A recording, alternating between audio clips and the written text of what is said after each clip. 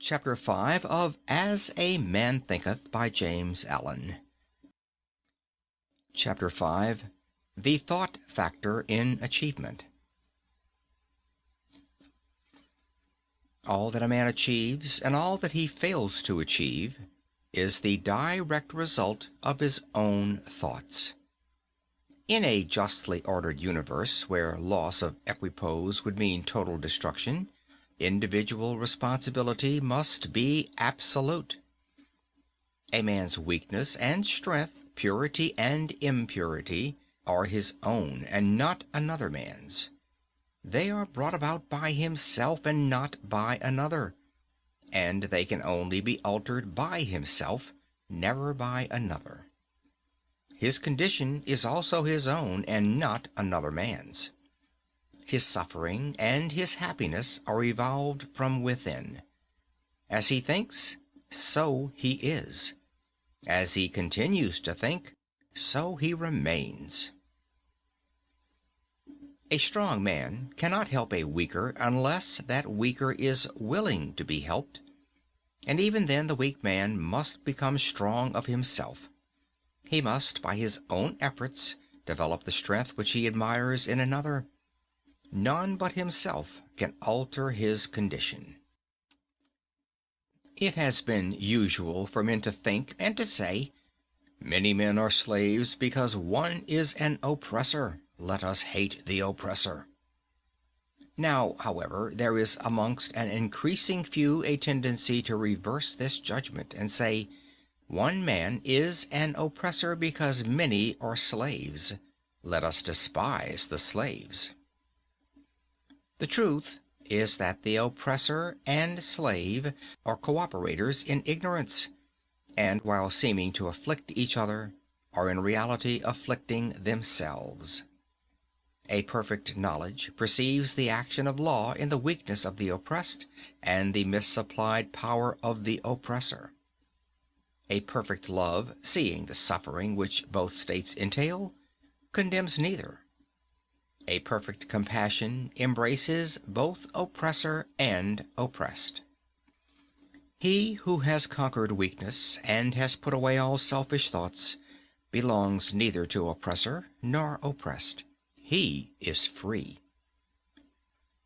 A man can only rise, conquer, and achieve by lifting up his thoughts. He can only remain weak and abject and miserable by refusing to lift up his thoughts. Before a man can achieve anything, even in worldly things, he must lift his thoughts above slavish animal indulgence. He may not, in order to succeed, give up all animality and selfishness by any means, but a portion of it must at least be sacrificed. A man whose first thought is bestial indulgence could neither think clearly nor plan methodically. He could not find and develop his latent resources, and would fail in any undertaking. Not having commenced to manfully control his thoughts, he is not in a position to control affairs and to adopt serious responsibilities.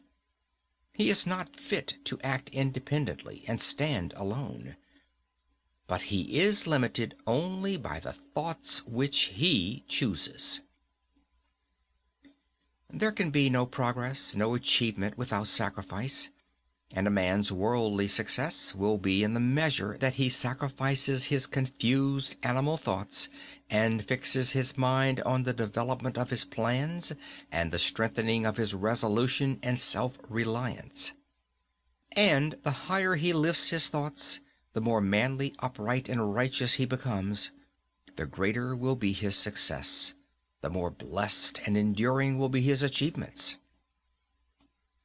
The universe does not favor the greedy, the dishonest, the vicious, although on the mere surface it may sometimes appear to do so. It helps the honest, the magnanimous, the virtuous.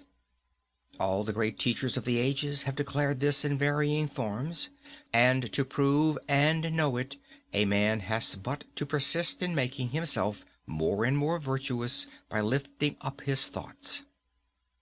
Intellectual achievements are the result of thought consecrated to the search for knowledge, or for the beautiful and true in life and nature. Such achievements may be sometimes connected with vanity and ambition, but they are not the outcome of those characteristics. They are the natural outgrowth of long and arduous effort, and of pure and unselfish thoughts. Spiritual achievements are the consummation of holy aspirations. He who lives constantly in the conception of noble and lofty thoughts, who dwells upon all that is pure and unselfish, will, as surely as the sun reaches its zenith and the moon is full, become wise and noble in character, and rise into a position of influence and blessedness. Achievement of whatever kind is the crown of effort, the diadem of thought. By the aid of self-control, resolution, purity, righteousness, and well-directed thought, a man ascends.